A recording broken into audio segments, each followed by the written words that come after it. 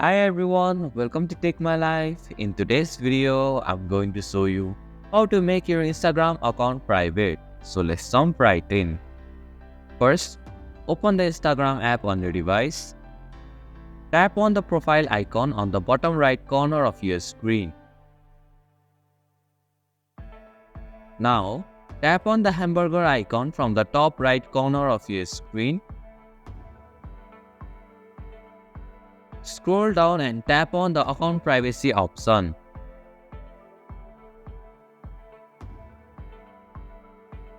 In the account privacy section, you will see the private account option. To make your account private, simply tap on the toggle switch next to it. Finally, a confirmation message will pop up at the bottom of your screen. Tap on switch to private to complete the process. And this is how you can make your Instagram account private. Thank you for watching Take My Life. Hope this video was helpful. If it was, then hit the like button and comment down if you have any questions or feedback. Also, if you are new to our channel, please subscribe and hit the bell icon so that you don't miss our upcoming videos.